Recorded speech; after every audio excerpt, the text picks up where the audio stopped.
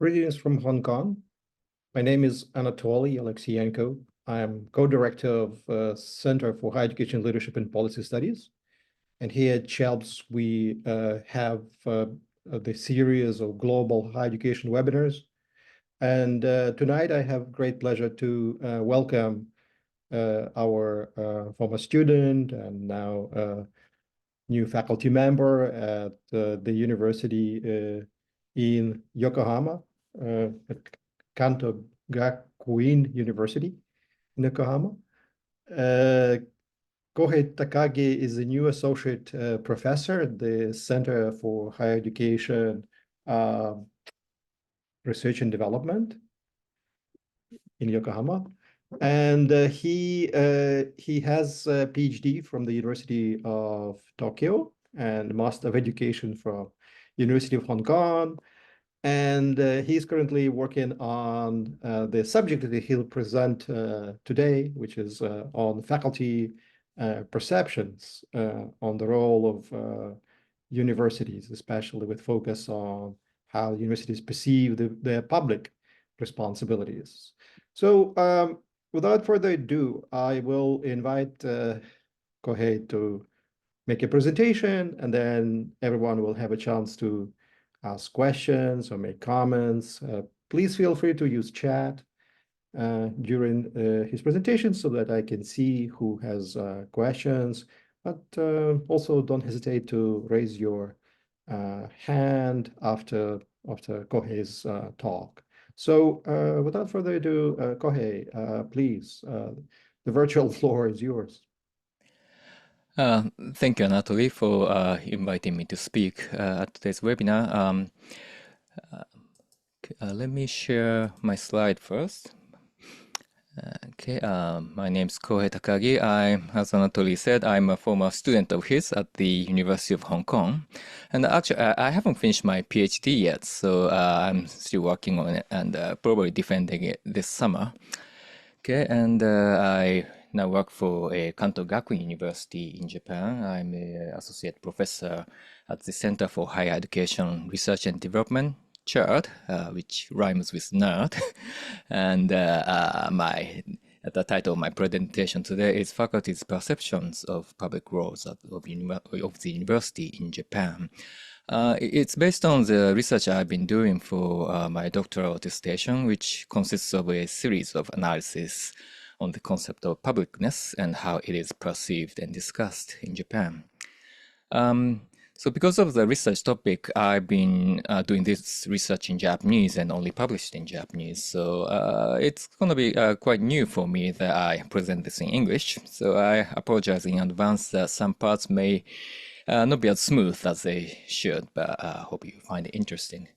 Okay, and I'll keep this presentation pretty simple. I will start off with the purpose of this research, talk about methodology, research findings in three parts: simple survey result, faculty factor analysis of the result, and result of the regression analysis, and move on to discussions and implications.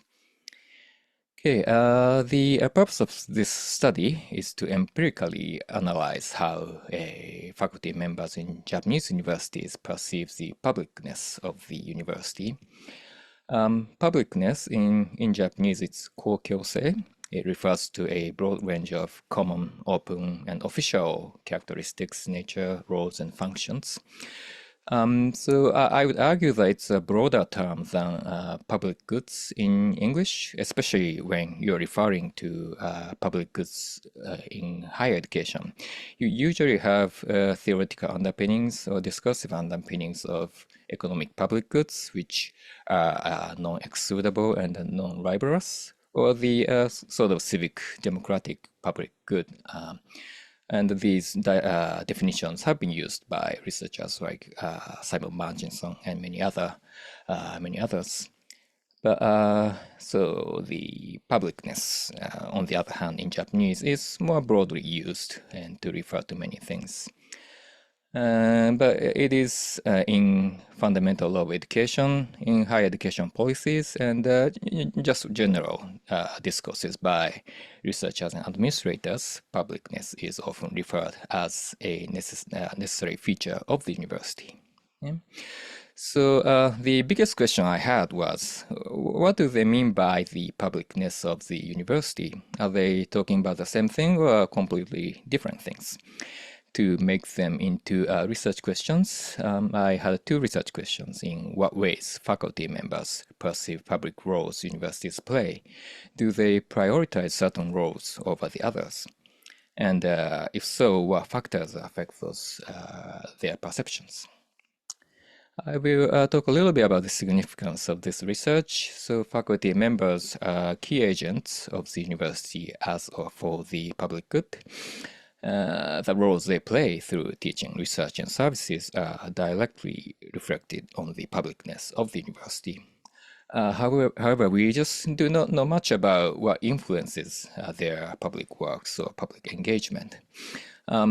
Studies have discussed several different factors like reward system, the meritocratic structures and norms within academia are often discussed as favoring individual excellence and success rather than their contribution to the public. Faculty may be more motivated to seek for interest and reputation within their own academic field or the institution that they work for. And ones like Tierney has discussed about organizational culture, trust and autonomy within the organization may encourage their engagement in public issues. But there are obviously many more factors that might affect them. And some of the research gaps here, some studies have done researches on faculty's perceptions of public goods, but they have mostly been theoretical or qualitative research, such as interviews and discourse analysis. So, because interviews usually are done on those who are more vocal or more think more about the university as the public goods, we just don't know much about what regular faculty members may think. And there's a lack of studies in Japan, except for ones done by Professor Huang and his colleagues at Hiroshima. And I kind of thought that collection method that ensures anonymity from the researcher may be more suitable on topics like this, because when I talk to university senior management or ministry officials, they would never say like, oh, democratic purpose is useless, but they may still think that university is better off working with industry and not really for the political causes. But it is difficult to go into such discussion unless you have strong rapport with them. So, and the large scale data is usually give us more angles to analyze variables such as academic disciplines and personal attributes. But we don't really have strong existing data to assess topic like this. Okay. So I conducted a questionnaire survey between January and February 2022. I distributed questionnaires among 500 faculty and departmental offices in Japan using stratified sampling to represent regions and public or private ownership. I excluded regional public universities in Japan to make the analysis more simple. And I distributed 3,000 questionnaires, and I received 534 responses. Response rate was 17.8%, which is quite a little bit lower than this kind of faculty surveys, because it usually goes around 20 to 25%. And I can talk about why that might have been the case if we have time in the question and answer section. And I excluded medical, health sciences, and arts faculties because we didn't have that many responses from them, and analyzed 488 responses. And these are the profiles of the respondents. And the most important variable here is the academic disciplines. I group them into 4 groups: humanities and social sciences, management and economics, STEM field in general, except for engineering and chemistry. I group them into 4 groups because the response size wasn't that big, so I had to put them in 4 groups, and I chose these 4 in order to compare the sort of disciplinary characteristics in a clear way. So it's a very purposeful grouping. This is a brief analytical framework I had. I grouped the variables into 3 groups: academic discipline, personal characteristics like age, experiences, interests, and organizational characteristics, such as whether the university is private or public, and what kind of organizational culture the university had, and how these variables influence the perceptions of the publicness. Okay, and here are the findings. The first one is the simple survey result. The main question of the survey was, which roles do you think are important to be played by universities in Japan? And I asked respondents to rate them based on the importance of each role. And what you are seeing is a result in order of the how many very important answers each item is corrected. And I will explain the result from the top. In the first group, you see a advancement of academic research, students' achievement and personal growth, a preservation of cultural and historical materials, and nurturing leaders and experts in society. So these are kind of a basic functions of the university. So it's natural that they rank at the top. And on the second group, we have advancing Japan's international competitiveness. In Japanese, international competitiveness usually means economic competitiveness in the international market, international cooperation and collaboration, solving environmental issues, revitalization of local society, contribution to industries through innovation, and contribution to public health, medical care, and well-being. So in this second group, we have various economic and social benefits the university make through research and through teaching. And at the third group, we have social justice, a free and open discussion, including criticism of authority, and contribution to the democracy and civic participation. And at the very end, we have educating workforce that meets market needs. So the first point that I'd like to make in this survey result is even though we, or at least I, as higher education researchers, often emphasize the civic, public, democratic role of the university, but these are ranked quite lower on the spectrum of the various roles the universities play. Okay, so we'll move on to the next analysis. So these are a lot of items. So to make analysis more simple, I conducted an exploratory factor analysis based on these answers in order to measure constructs of perceptions about these public roles. Okay, and just to give you a sort of textbook explanation of the analysis, the first analysis was performed using the principal factor method. Based on Kaiser's criterion scree plots, 2 factors were selected, these factors. And the subsequent analysis using the maximum likelihood method and Promax rotation, these 3 items were excluded because they had a low factor loading. And the table you see is the result of the final analysis. Okay. The first factor, shown in orange, had high loadings on items related to economic and social benefits.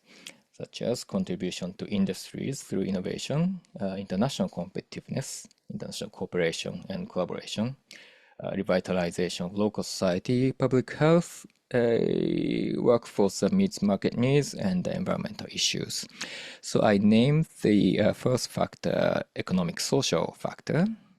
The second factor, on the other hand, had high loadings on free and open discussion, democracy and civic participation, social justice, and the preservation of cultural and historical materials. So I named the second factor civic public factor. Yeah. And there are two factors that had positive, somewhat high loadings from both factors. Okay, so public health, medical care and well-being had a 0.527 from economic social factor and 0.316 from civic public factor.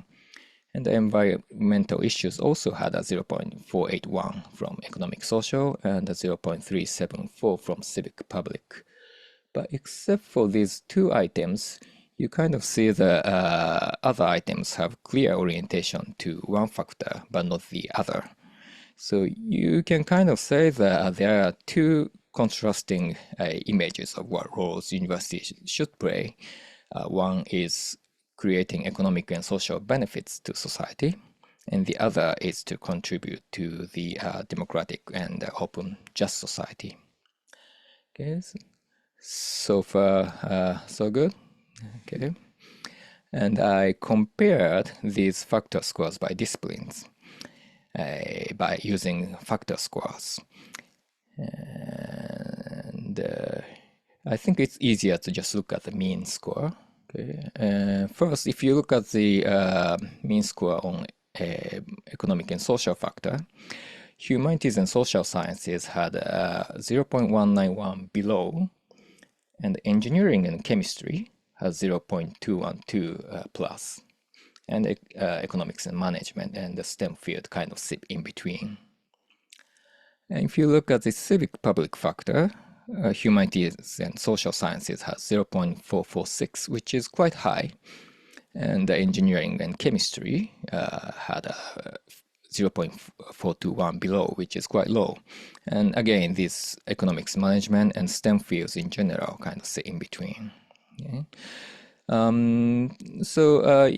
The first thing you can say is that humanities and social sciences and engineering and chemistry disciplines have a very extreme, they are placed at the extreme ends of for discipline groups, and they are very constructing images of what kind of roles a university should play.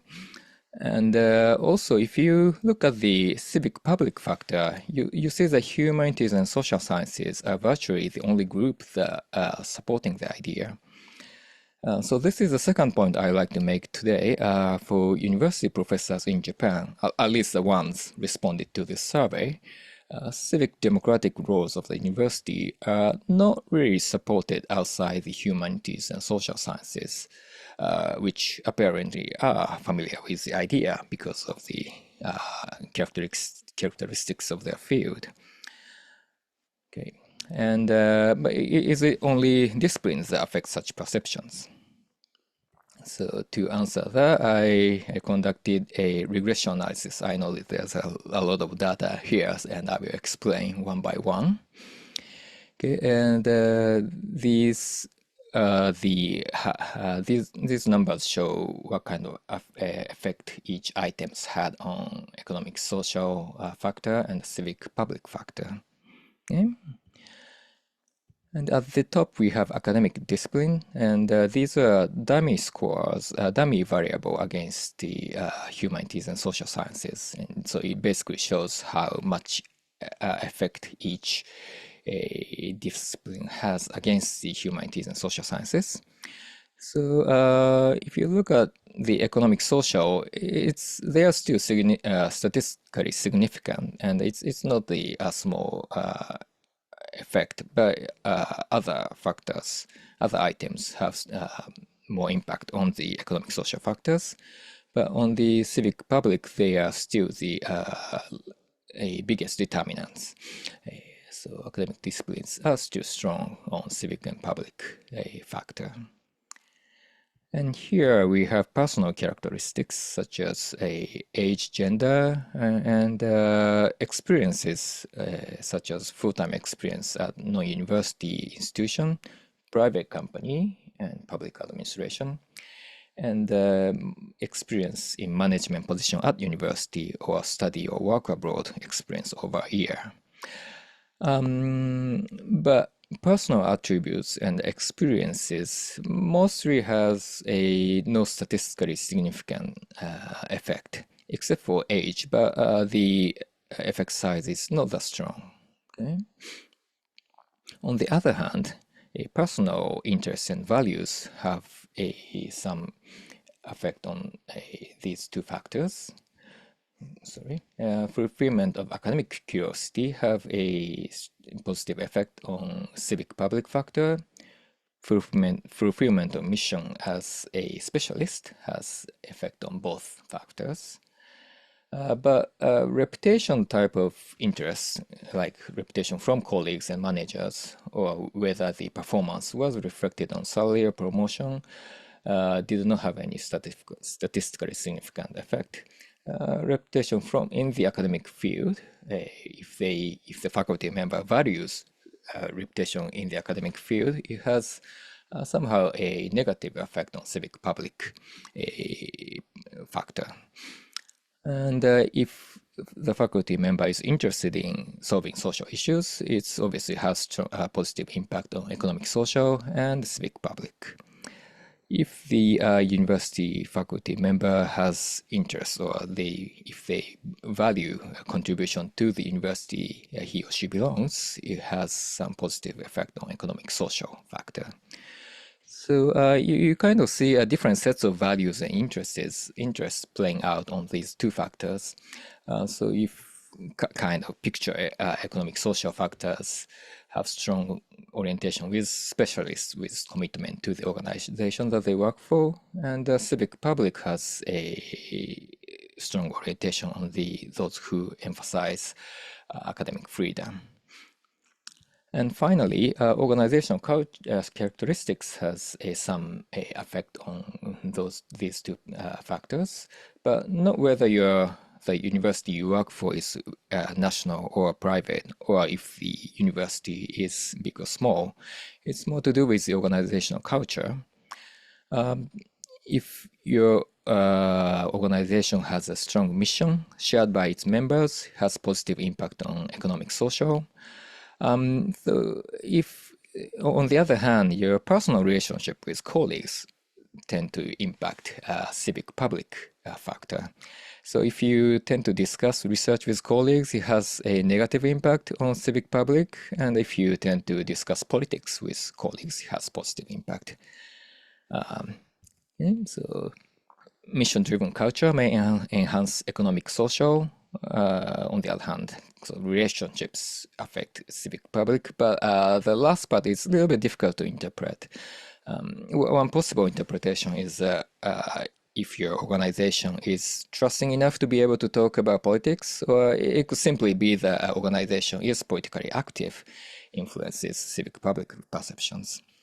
On the other hand, if your organization has strong research orientation, it might work against. But again, these are just one interpretations, and you kind of need a more in-depth qualitative research to really assess this result. Okay, and finally, I will kind of summarize what I have discussed about and throw out some questions. The result of the first part, the simple survey result, shows that many faculty members prioritize socio-economics kind of market roles of the university rather than civic democratic roles. On the factor analysis, although we, or at least I, as higher education researchers, often discuss higher education for the public good or public goods against higher education for market values, the dichotomy may not be as quite relevant to faculty members in Japan. Moreover, a publicness as civic, democratic, could simply sound like a discipline-based rhetoric to those outside humanities and social sciences. And finally, besides academic disciplines and personal values, organizational cultures seem to influence these perceptions, like shared missions, collegial cultures. But again, we kind of do need more qualitative approaches for in-depth assessment of these type of variables. I have two kind of open questions that if you have some ideas from Hong Kong or from anywhere in the world, I'd like to hear. So what might be effective approaches to communicate beyond the higher education research community if we were to share the idea of the university for the public good, or to reinforce such ideas within your organization? And in what ways, so if the majority of faculty members prioritize socio-economic rather than a democratic public, have such perception of the publicness impacted higher education policies and management's focus on socio-economic role of the university? In Japan, at least, that's I kind of find it is the case with the policy discourses, but I'd like to hear what you might think in Hong Kong or in other parts of the world. Okay, and so this is the end of my presentation, and I look forward to discuss further with you. Thank you. Great. Thank you very much, Kohei. A lot of interesting data, just findings that you presented, fascinating. So we just, we welcome everyone who is in our seminar today just to share your insights as well as ask questions. I have questions arriving in chat. I'll probably read them just for the sake of this to be recorded, and then that everyone can hear what is inside. It's a question from Professor Yonezawa Akiyoshi. So I'm a little, he says he's a little bit confused about the terminology, right? So academic field categories. Does STEM include engineering in your study? Are economics and management not social sciences? Economic social is not related to the publicness. I mean, these are some terminological issues that are there, right? And also the other questions related to civic, democratic versus civic, public, how this is different. And then how does this relate to your theoretical contribution to higher education research in terms of what you have found, right? Just kind of how does that relate to the greater literature? What exactly you contribute? How does it change our perception of what we know about public roles or public goods in higher education? So go ahead. Right, More thank you, questions. Professor Yonezawa. So the discipline areas, maybe I should have clarified a little bit better.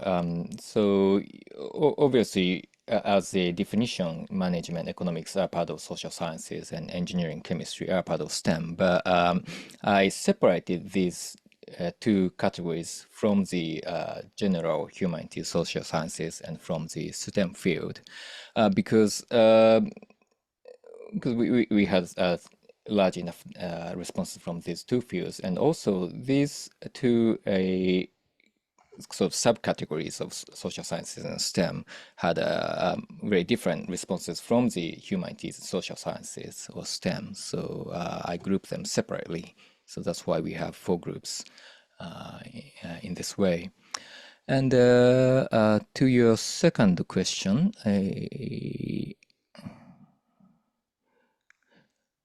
economic social is not related to the publicness. So that's the okay. So that's the part I. Okay, so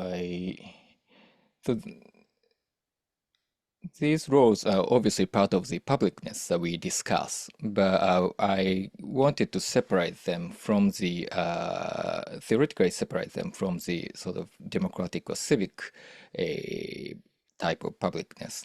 because we do discuss about publicness in very broad term and include everything in it, seem to. I wanted to see how these are perceived or dealt differently by the different types of different types of scholars in Japan. So that's why these are part of the publicness, definitely, but I wanted to separate them into two groups.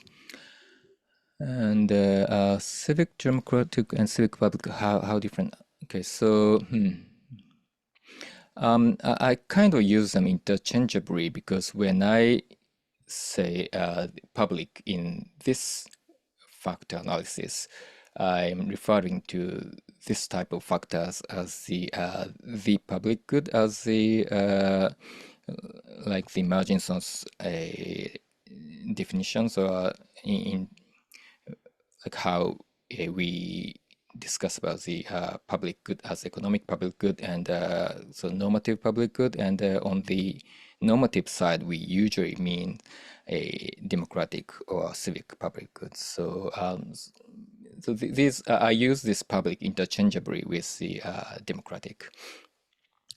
Okay.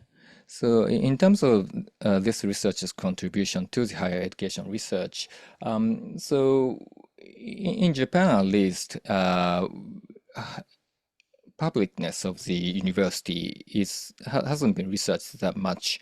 There is this great research by Professor Ichikawa and others like Professor Huang, and obviously you have discussed about the publicness of the university, but there haven't been a empirical research done on this topic. So I think I don't claim this to be a perfect research, but I think these are a good start point to sort of assess more in depth about what publicness means in Japanese perceptions and policy discourses.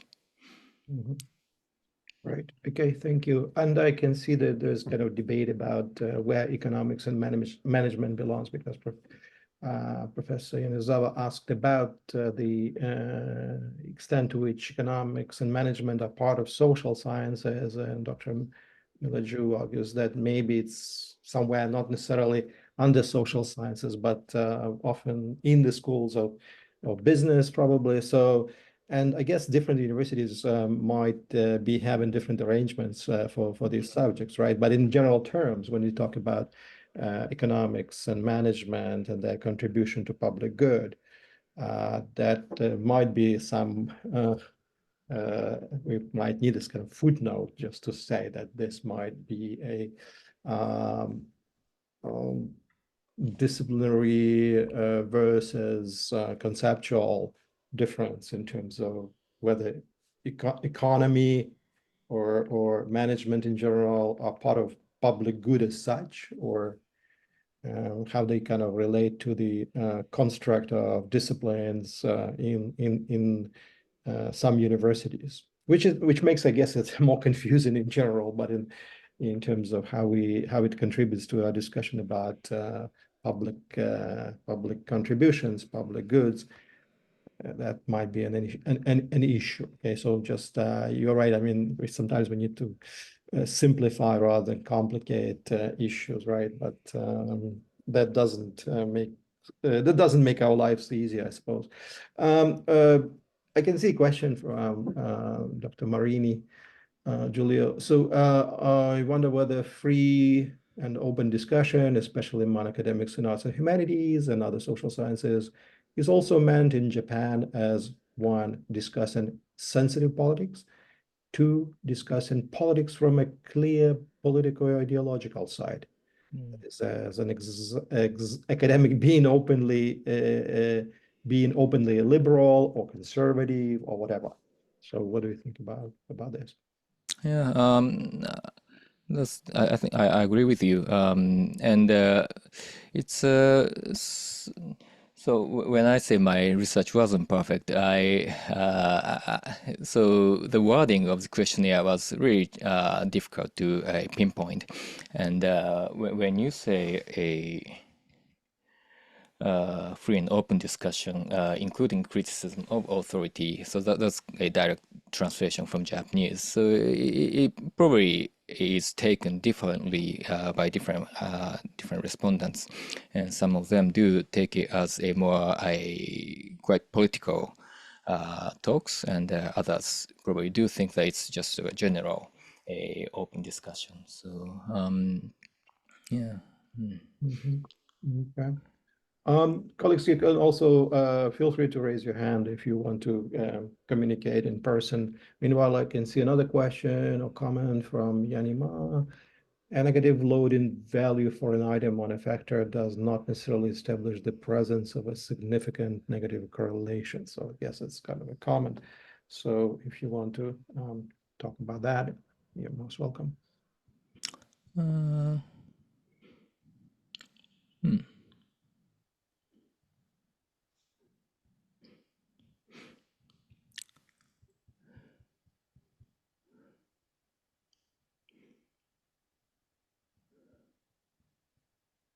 So some of these kind of negative correlations may not really be significant, right? Just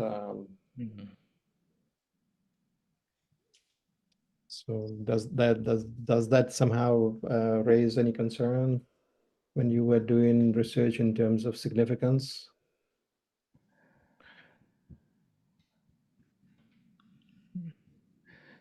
So I'm not sure if I understand Dr. Ma's point. Can you perhaps Jenny, do elaborate? you want to speak about this? Sorry. It's just my understanding about that. I think I think the items categorized under the economic, social, and the other items under the civic and public ones. For some of them, they present some negative loading value. Right. Like, yeah. I don't think these negative ones can really present some very significant negative correlation. For example, maybe free and open discussion, they contribute a lot, or they much more closely related to public and civic public good. But it doesn't mean that it is negative to the economic goodness. I mean, sometimes talking politics does no harm to economic development. No, it doesn't. Yeah. No. So it just shows that those who these factors influence these items, these responses strongly. So Yeah. It's just it doesn't work the other way. Comments. It's not the question. Thank you. Thank you. Right. I can see a hand from Dr. Mila Zhu. Mila, would you like to ask your questions? Hello. No. It's 8 in the morning. My name is Mila Zhu. I am assistant professor of curriculum and instruction here in Southeastern Oklahoma State University. I've been wanting to attend this seminar. Thank you for inviting me over and over again, Dr. Anatoly. It's been 10 years since we last met each other. But yes, thank you so much for such a wonderful presentation, and those data are indeed very interesting, although it's kind of disturbing. And I'm a little bit saddened by some of the results when you mentioned that, institutions, advocate for social equity, and they place maybe grant writing funding and those kind of economic development, even above student learning progression. And you did mention that it doesn't matter like what kind of institution, it can be smaller, private, or big public institution, which is a little bit different from here in the United States, because if we're talking about those big R1, Research One institutions, they probably do focus more on the faculty publications and research contributions. But if we're talking about those state or regional and teaching colleges, we would probably, focus more on the teaching, on the learning, and the community services. So that's a little bit different, and I'm surprised, but not that surprised based on my knowledge of, East Asian countries. And I have lived in Japan for 3 years for previous learning and study. So that's something I would like to give some quick feedback. And back to your first question. So, what kind of community good or services that university would probably provide to the public, because university are important assets here in community. And thinking back, we do offer a lot of interesting community services. Like every year during Halloween, we distribute candies to the community kids, and we have blood drive once every season. And those are all, important initiatives that universities and higher educational institutions offer back to the community, those kind of collaborations among different stakeholders in K-12 or just, community members. So that's something I could think of. And also open online resources and lectures that the professors offer. So that's that. But I do agree that we need to, champion more interdisciplinary and open discussions among different disciplines. And I'm not surprised that society, social sciences and humanity, those kind of faculty members behind those schools would advocate more for critical race theory or even equity.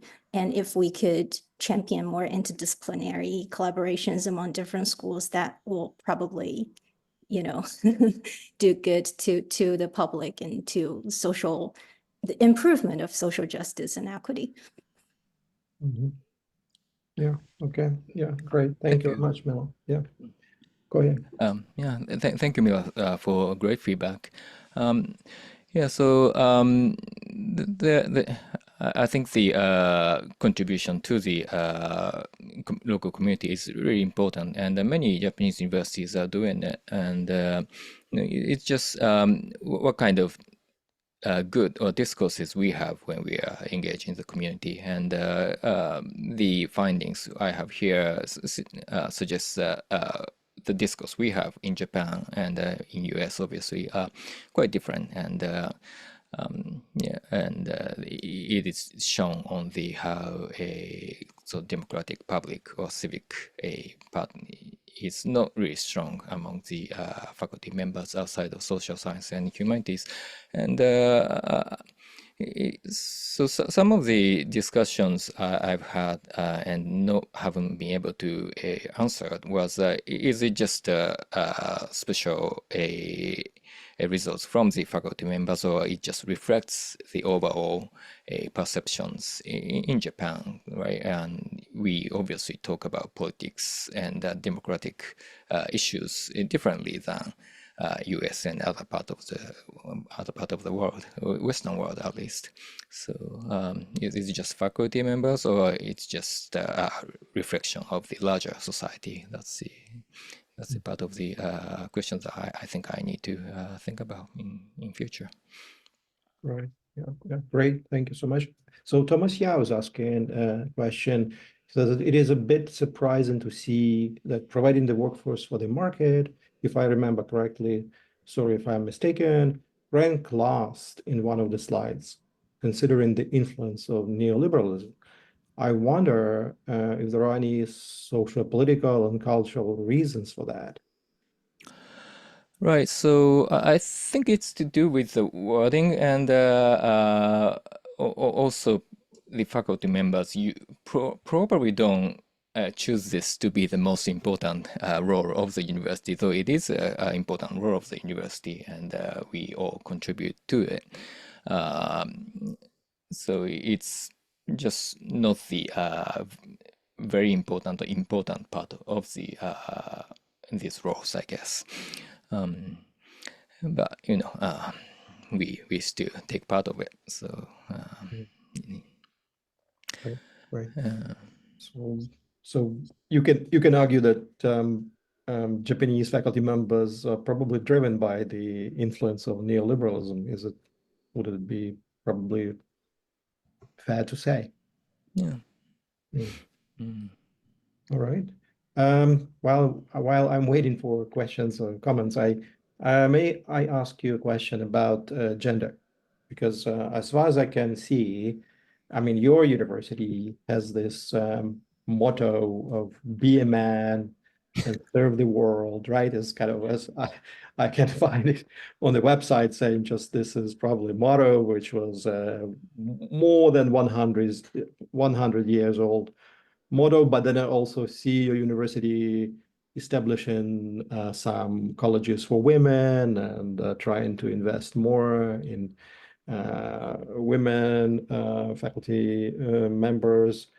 But as far as I understand, the number of women in the academic profession of Japan is still low, right? Just I guess not more than 30% of the total population in teaching population in universities. So how do women interpret these differences? Economic versus civic. So do you see any differences? What are they? So on this research I did, we didn't have any gender differences in terms of the analysis result. So gender had almost no effect on factors, and I did different types of analysis on this topic using the same data set, but I couldn't find much to indicate that male respondents and female respondents had quite different responses to it. It could be to do with particular respondents I had, because if you look at the first slide, I only had a 19% responses from the female faculties. And also in terms of the ranks or age groups, I had slightly more professors than a faculty population in Japan. So it might do with that. I cannot really say from this study.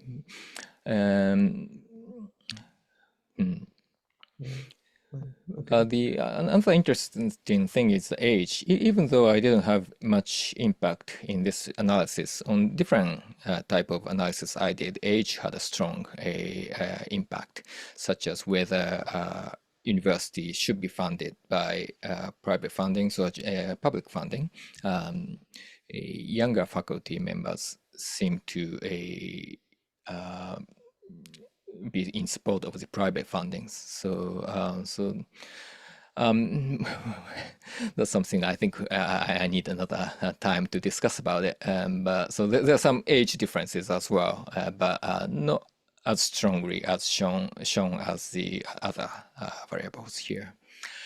And in terms of motto of the university I work for, I think the be a man is the motto of the university I work for now. I think they haven't changed from the when they established the university about 100 some years ago. So yeah, so Right.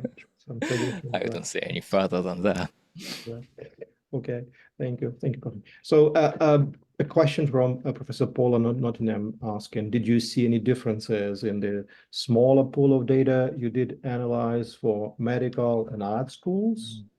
And was there any sense from the data that the individual learner was seen as an important factor in the role of the Japanese higher education faculty members? Yeah, thank you for the question. Unfortunately, I didn't do any analysis on these faculty members because I just didn't have a lot of responses from them. And I wasn't really targeting for medical faculty either, because they obviously have different type of programs than other disciplines. So I'm afraid I cannot say much about it, but I would say that their work hours are quite different from other faculty members because they spend a lot of time actually practicing medical services than teaching and research, and their organizational culture is quite strong and unique than the other faculty members. So if you look at them, I would have very different answers. But at the same time, it goes back to the question that Professor Yonezawa raised at the beginning, whether what constitutes publicness is quite different with the medical faculty members, because to them they are professionals, and medical service are how they contribute to the public. So so I think I need quite different approaches to understand publicness for them, or for the arts faculty.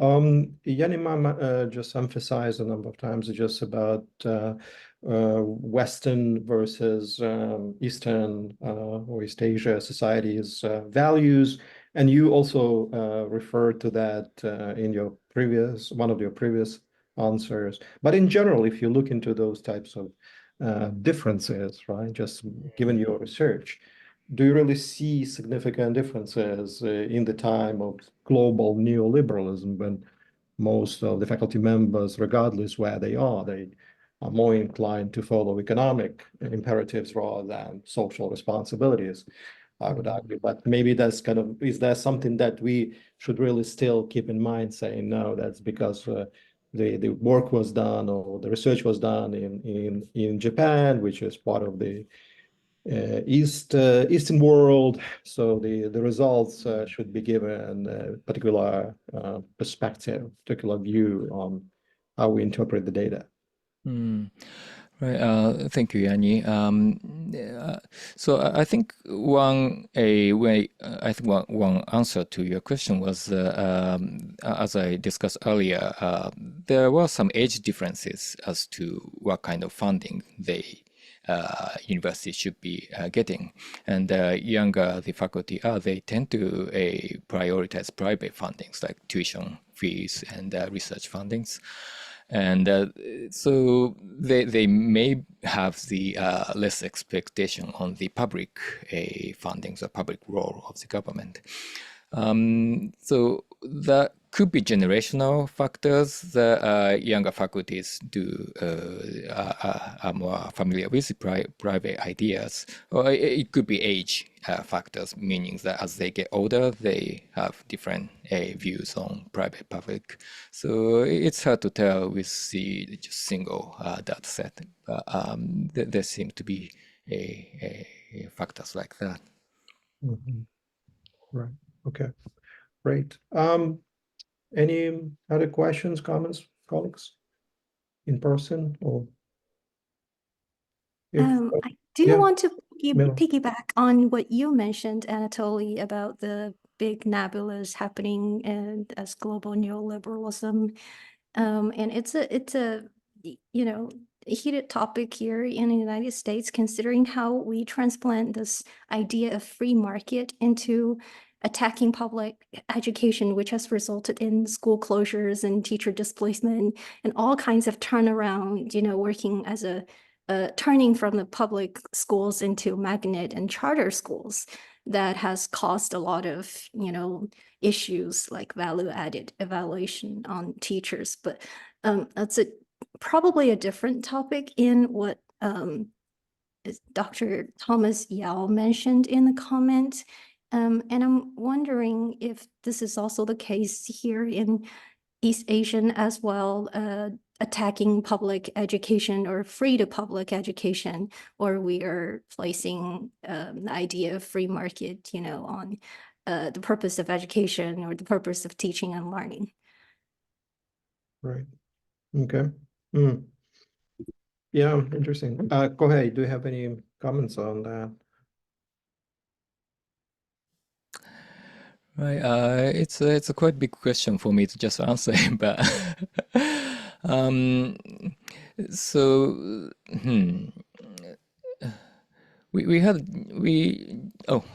Sensei, thank you. I think I thought you should be able to answer this. Yeah, Professor Yanazawa has his hand. Did you give up? Okay. Sorry, I was not really kind of, the intended to answer that specific question, but let me just give some kind of much more generic comment that probably the Japanese called kokyosei, or the is means a kind of publicness in general, but the meaning is sometimes not really exactly the true or the 100% the same with the publicness, public goods discussion. So that is making a lot of confusion, and this is also true that as you already mentioned that sometimes these terms are utilizing only for getting funds as a research topic. So that if it is a kind of appealing to the kind of the research proposal, that terminology will utilize. So my suggestion is that first of all, if you want to make a presentation in the maybe different languages or the different tradition like here, I think it is you have to be much more careful about the kind of terminology fit to the kind of maybe the international literature.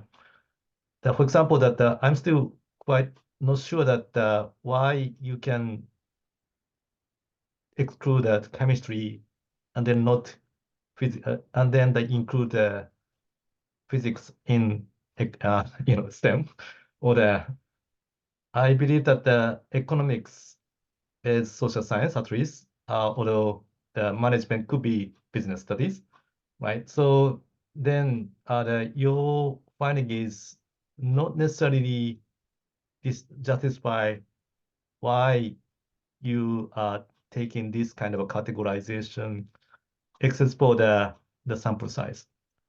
And then the other very big factor we should discuss on the Japanese context is that the social science professors tend to belong to, I believe, that the private universities, not the national universities, simply because that the private university have more bigger market or the bigger enrollment in the social sciences, and the humanities is much more public. But so then the meaning of the neoliberalism here has a kind of different meaning. I mean that the private university professors, of course, has much more like the sensitive for the student marketing than the national university.